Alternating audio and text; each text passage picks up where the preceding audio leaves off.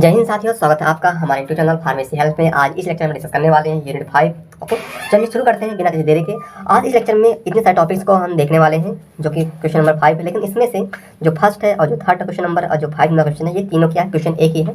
3 बार इनको पूछा गया और 7 मार्क्स और एक बार 10 मार्क्स में इनको पूछा गया। तो जो क्वेश्चन ये वाला है बहुत ही इंपॉर्टेंट है, एथिकल ह्यूमन कंडक्ट। ओके, और चलिए शुरू करते हैं अपने टॉपिक्स को। पहला क्वेश्चन हमारा हो जाएगा, what is ethical human conduct. Okay, तो एथिकल ह्यूमन कंडक्ट मतलब क्या होता है, नैतिक मानवीय कार्य, मतलब ऐसा कार्य जो मानव के हित के लिए किया जाता है उसे बोलते हैं नैतिक मानव कार्य। ओके, ये ethical human conduct. That work do for favour of human, मतलब कि जो ह्यूमन के फेवर में वर्क किया जाता है उसे बोलते हैं एथिकल ह्यूमन कंडक्ट। ओके, तो ethical human conduct is a complex combination. ये क्या है, एक कॉम्प्लेक्स कॉम्बिनेशन है। किसका कॉम्प्लेक्स है, मोरल प्रिंसिपल, मतलब मोरल प्रिंसिपल का, personal values and legal framework and social norm, मतलब कि मॉडल, मतलब social model that guide a person behaviour, मतलब कि जो ये क्या है, एक कॉम्प्लेक्स है। किसका कॉम्बिनेशन, किसका है, मोरल प्रिंसिपल का, पर्सनल वैल्यूज का और लीगल फ्रेमवर्क का और सोशल मॉडल का, जो क्या करता है, ह्यूमन का जो बिहेवियर होता है, जो पर्सन होते हैं, लोगों का बिहेवियर होता है, उसको क्या करता है, गाइड करता है। ओके, उसे बोलते हैं एथिकल ह्यूमन कंडक्ट, या फिर कह सकते हैं ethical human conduct refers to the moral principle. ये क्या है, एक मोरल प्रिंसिपल है और वैल्यूज है दैट क्या गाइड करता है इंडिविजुअल्स, मतलब प्रत्येक व्यक्ति को, इन दियर बिहेवियर एंड डिसीजन मेकिंग, मतलब क्या करता है, जो उसका डिसीजन मेकिंग करने में, जो बिहेवियर करने में उसको क्या करता है, गाइड करता है। ओके, क्या करता है, गाइड। ओके, चलिए देखते हैं कि एलिमेंट ऑफ ह्यूमन कंडक्ट, मतलब कि कौन कौन से ऐसे एलिमेंट हैं जो कि एथिकल ह्यूमन कंडक्ट के लिए आवश्यक है, मतलब कोई भी नैतिक मानवीय कार्य करने के लिए जरूरी है। ओके, तो इसमें क्या क्या होने चाहिए। ओके, तो रिस्पेक्ट होनी चाहिए, responsibility, empathy and honesty and fairness and integrity and self awareness and compassions, मतलब ये सब चीज़ें उसके अंदर होनी चाहिए, मतलब जो हम कार्य करेंगे उसमें ये सब चीज़ें होनी चाहिए। आगे देखते हैं, जो एथिकल ह्यूमन कंडक्ट है उसको समझेंगे ब्रेकडाउन, मतलब इसका ये दो चीज़ों का क्या है, कॉम्बिनेशन है। ओके, ये क्या है, एक पहला right understanding and self exploration. Right understanding कैसे आएगी, इसके लिए क्या जरूरी है, नॉलेज चाहिए, कहाँ से, प्रैक्टिकल इन्वायरमेंट, मतलब कि जो आपका जीवन है, लाइफ है, उसमें आपने बहुत सारी प्रैक्टिकल इन्वायरमेंट, मतलब कि आपने कुछ करके सीखा होगा, उससे क्या मिलेगा, आपको नॉलेज मिलेगा, तब आपको क्या आएगी, राइट अंडरस्टैंडिंग आएगी। सेल्फ एक्सप्लोरेशन मतलब जब आप खुद को वेरीफाई करेंगे, खुद को जानेंगे, ओके, तो आपको क्या होगा, सेल्फ एक्सप्लोरेशन होगा, तो मालूम चलेगा आपके अंदर क्या क्या क्वालिटियाँ हैं। अब आगे देखते हैं, ethical human conduct is the combination of these terms, मतलब जो टर्म्स हैं इनका क्या है, कॉम्बिनेशन है, और ये या तो फिर इस फॉर्म में पूछ सकता है क्वेश्चन, कभी कभी 7 मार्क्स में, कभी कभी इस मार्क्स में, इस तरीके से आपको पूछ सकता है। ओके, तो जल्दी देखते हैं हमारे जो टर्म्स हैं। ओके, वैल्यू के टर्म्स हैं, वैल्यूज, पॉलिसी एंड कैरेक्टर्स। तो पहला हमारा है वैल्यूज, मोल, मतलब कि values are a part of human conduct, मतलब कि क्या होता है, जो ह्यूमन कंडक्ट क्या है, एक पार्ट है। Okay, when we are able to understand, जब हम एबल होते हैं, योग्य होते हैं क्या करने में, अंडरस्टैंड करने में, क्या human values, so we become capable to find out what is right conduct, मतलब कि कौन सा कार्य सही है उसको हम पहचानने में, उसको हम समझदार तब हो पाएंगे जब क्या होगा, हम एबल होंगे अंडरस्टैंड द ह्यूमन, की जितने सारी ह्यूमन वैल्यूज आपने पढ़ा होगा आगे, उन चीज़ों को समझने में, अंडरस्टैंड करने में जब हम कैपेबल हो जाते हैं तो हम जान जाते हैं, फाइंड कर लेते हैं what is right what is wrong, मतलब क्या गलत है और क्या सही है, हम जान जाते हैं। ओके, बाकी देखते हैं, this come through realisation and understanding, मतलब क्या होगा, ये रियलाइजेशन के थ्रू और अंडरस्टैंडिंग थ्रू क्या होगा, ये आता है जब आपको रियलाइज हो जाएगा, आप अंडरस्टैंडिंग हो जाएगी, कैपेसिटी एबिलिटी बढ़ जाएगी, तब ये आपके अंदर सारी चीज़ें आ जाएंगी। ओके, तो इसमें क्या क्या है, सेल्फ, जब आपके अंदर कॉन्टिन्यूस हैबिट, मतलब ये सारी चीज़ें आपके अंदर होनी चाहिए। ओके, आपके पास आसपास में, क्योंकि इन सारी चीज़ों की पूर्ति जब हो जाएगी तब आप एबल हो जाएंगे समझने में, आपको रियलाइज हो जाएगा। ओके, क्या कि आपको क्या करना चाहिए, क्या करना चाहिए, मतलब कि व्हाट इज रॉन्ग और व्हाट इज राइट, ये जानने के लिए ये सारी चीज़ों का होना आवश्यक है। जब आपके अंदर कॉन्टिन्यूस हैप्पीनेस होगी, मतलब कि आपके अंदर हैप्पीनेस है, बॉडी की सारी फिजिकल फैसिलिटीज क्या पूरी हो रही हैं, फैमिली में ये सारी चीज़ें वैल्यू, ये क्या है, एक वैल्यू है, क्या है, वैल्यू, मतलब ये सारी चीज़ें आपके फैमिली में होनी चाहिए। ओके, जैसे trust, love, glory and respect. Okay, society में प्रोस्पेरिटी हो, कंप्रेहेंसिव ह्यूमन गोल्स हो, यहाँ ह्यूमन गोल्स जब होता है, सोसाइटी का मतलब होता है कि सोसाइटी में जितने भी लोग हों वो सारी चीज़ें सभी क्या खुशी खुशी से शांति से रहें, यही होता है सोसाइटी का में गोल। इन्वायरमेंट में काफ़ी पॉल्यूशन, क्योंकि इन्वायरमेंट काफ़ी अच्छा हो, पॉल्यूशन ना हो, किसी प्रकार की प्रॉब्लम ना हो। नेचुरल में क्या हो जाए, म्यूचुअल फुलफिलमेंट, मतलब कि जो हम पौधों से लेते हैं या हम जो पौधों को देते हैं, ये सारी चीज़ें क्या हैं, एक फुलफिलमेंट में होना चाहिए। लेकिन वैसे क्या करते हैं, हम केवल इन्वायरमेंट से लेते हैं लेकिन सही से कुछ देते नहीं हैं, हम उल्टा उनको क्या डिस्टर्ब कर देते हैं, डिसबैलेंस कर देते हैं। लेकिन जब सब सारी चीज़ें म्यूचुअल फुलफिलमेंट होगा तो क्या होगा, तब आपका क्या हो जाएगा, आपको मालूम चल जाएगा कि व्हाट इज रॉन्ग और व्हाट इज राइट। अब देखते हैं पॉलिसी क्या हो जाएगी, द डिसीजन, ऐसा कोई डिसीजन या प्लान या प्रोग्राम, ओके, अबाउट किसके लिए, इनरिचमेंट के लिए, प्रोटेक्शन के लिए और right interaction of self and body and wealth, मतलब कि जिसे बोलते हैं तन मन धन, मतलब तन मन धन का सही से यूज करके उसको सुरक्षा प्रोडक्शन करके और इन्वेस्टमेंट काफ़ी मतलब कि अधिक मात्रा में हो, उसके लिए जो हम डिसीजन करते हैं, प्लान करते हैं, प्रोग्राम करते हैं, उसी बोलते हैं नीति या पॉलिसी। देखते हैं कैरेक्टर्स। कैरेक्टर मतलब क्या होता है, इसको हिंदी में बोलते हैं चरित्र। ओके, चरित्र आपने देखा सुना होगा किसका चरित्र कितना अच्छा है। ओके, तो देखते हैं थ्रू राइट अंडरस्टैंडिंग, मतलब कि जब आपकी राइट अंडरस्टैंडिंग हो जाएगी, सही समझ हो जाएगी किसकी, अपने विचार के, थॉट्स के, जो आपका सिलेक्शन है, चुनाव है, जो डिजायर्स है, तब क्या हो जाएगा, वो आपके डेफिनेट हो जाएगी। जब आपको राइट अंडरस्टैंडिंग हो गई तो आपके जो विचार हैं, सिलेक्शन, जो डिजायर्स, तो क्या निश्चित हो जाएगी, फिक्स हो जाएगी, फिर बोलते हैं definite. And this definiteness of my desires, जो हमारे डिजायर्स हैं, जो थॉट्स हैं, जो हमारा सिलेक्शन है, उसे बोलते हैं कैरेक्टर। जब वो फिक्स हो जाए, निश्चित हो जाएगा, क्या हो जाएगा, निश्चित हो जाएगा कि हाँ हमारी ये डिजायर्स है, ये हमारी थॉट्स हैं। कुछ लोग होते हैं ना जिनकी थॉट्स है, जो चरित्र होते हैं वो फिक्स नहीं होता है, तो उसके बाद बोलते हैं चरित्रहीन बोलते हैं। इसीलिए कि अब आगे देखते हैं characteristics of ethical human conduct. Okay, मतलब क्या क्या कैरेक्टर होने चाहिए एथिकल ह्यूमन कंडक्ट के। तो ये जो हमारे ऐसा कोई भी कार्य करे वो क्या होते हैं, नेचुरली एक्सेप्टेबल होना चाहिए, compatible with the harmony at all levels, मतलब कि सभी लेवल्स पर, human level, natural level and material level, सभी लेवल पर क्या होना चाहिए, वो कंपेटेबल होना चाहिए हार्मनी के साथ, मतलब सभी साथ क्या तालमेल होना चाहिए, बैलेंस फॉर्म में होना चाहिए। It leads to mutual fulfilment with other people, मतलब जो अदर पीपल्स है उनके साथ म्यूचुअल फुलफिलमेंट होना चाहिए। ओके, मतलब कि उनके साथ सारी पूर्ति होनी चाहिए आपसे। इट इज सेल्फ सेटिस्फाइड, मतलब कि आपको सेल्फ सेटिस्फाई, आप भी से सेटिस्फाइड हो, यूनिवर्सल मतलब सभी के लिए हो, और ये लोगों के लिए, उनके फेवर, लोगों के फेवर में हो, लोगों को ये फायदेमंद हो, और जो हमारा इको सिस्टम है उसके लिए भी इको फ्रेंडली होना चाहिए, मतलब उसको ना कोई फायदा दे, कंपनी से कोई भी नुकसान भी नहीं होना चाहिए। आगे देखते हैं, हमारा नेक्स्ट क्वेश्चन है describe the criteria for evolution for holistic technology, support your answer with an example. तो ये क्या है, होलिस्टिक टेक्नोलॉजी। देखते हैं क्या होता है holistic technology that is design, मतलब कि वो टेक्नोलॉजी होती है जिसको डिजाइन किया जाता है जिससे क्या इजी यूज कर सके, क्या फॉर पीपल, मतलब लोगों को इजी कोई भी चीज़ आसानी से इस्तेमाल कर सके, and to fit in with life their life, मतलब उनके जीवन यापन करने में, ऐसा कोई भी टेक्नोलॉजी। ओके, होलिस्टिक टेक्नोलॉजी मतलब कि जिसको डिजाइन किया गया है जो लोगों के लिए उसे आसानी से यूज कर सकें, और क्या उसके लाइफ में वो आसानी से फिट हो जीवन यापन करने के लिए। द सपोर्ट शुड, जो क्या सपोर्ट करना चाहिए, आल्सो कंसिडर दियर फिजिकल, मतलब कि जो हमारी फिजिकल रिक्वायर्ड है, और जो हमारा इमोशनल है, सोशल एंड स्पिरिचुअल वेलबींग, मतलब इन सारी चीज़ों को क्या करना चाहिए, सपोर्ट करता हो, उसे बोलें होलिस्टिक टेक्नोलॉजी। मतलब केवल फिजिकल फैसिलिटीज नहीं, साथ साथ स्पिरिचुअल, सोशल एंड इमोशनल सारी चीज़ों को वो सपोर्ट करता है, उसे बोलेंगे हम होलिस्टिक टेक्नोलॉजी। तो हम कह सकते हैं, सॉरी यहाँ 2 बार हो गया है, those technology which are not only focus on human profit, मतलब केवल ह्यूमन प्रॉफिट के साथ साथ क्या, but also compatible with nature are called holistic, मतलब कि जो नेचर का भी ख्याल रखे उसे बोले, मतलब ऐसा कोई टेक्नोलॉजी जो ह्यूमन के प्रॉफिट को ही फोकस करे, साथ साथ मतलब कि उस पर केवल ना करे, उसके साथ साथ क्या करें, कंपेटेबल हो किसके साथ, नेचर के साथ, उसे बोलते हैं होलिस्टिक टेक्नोलॉजी।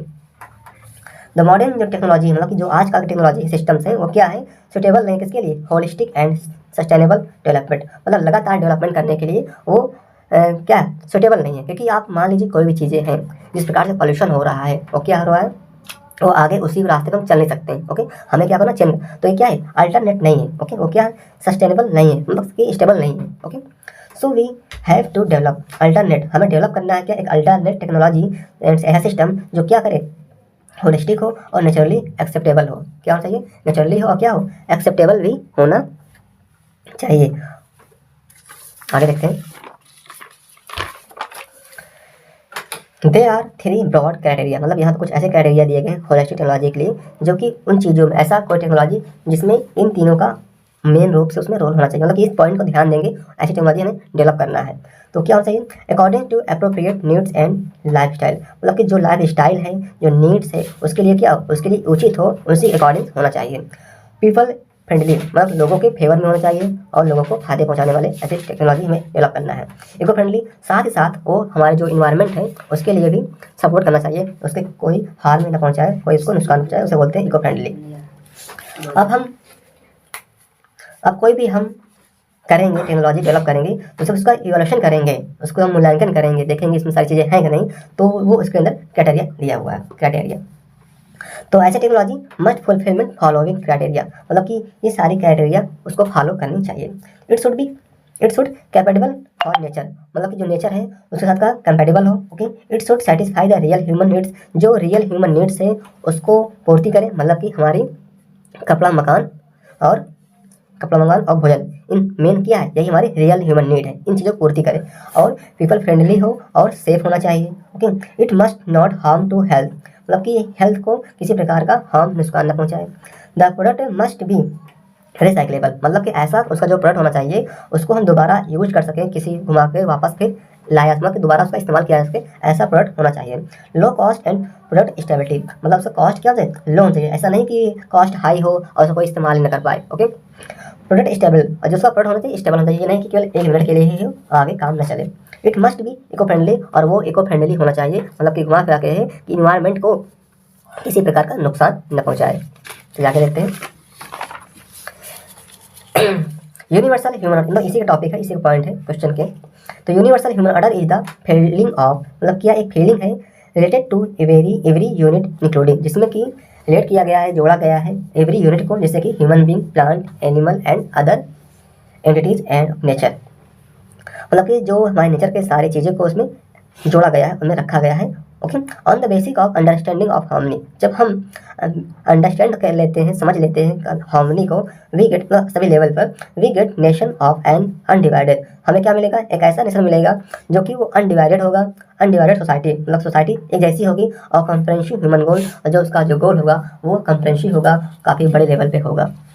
अब देखते हैं यूनिवर्सल ह्यूमन ऑर्डर कंप्राइजेस, मतलब कि जो यूनिवर्सल ह्यूमन ऑर्डर है वो इन चीज़ों से बना हुआ है। ये क्वेश्चन हो सकता है 5 डायमेंशन ऑफ ह्यूमन एंडेवर, ये भी क्वेश्चन हो सकता है आपको 7 नंबर में, तो इसको आप एक्सप्लेन कर सकते हैं अपने आप से थोड़ा से।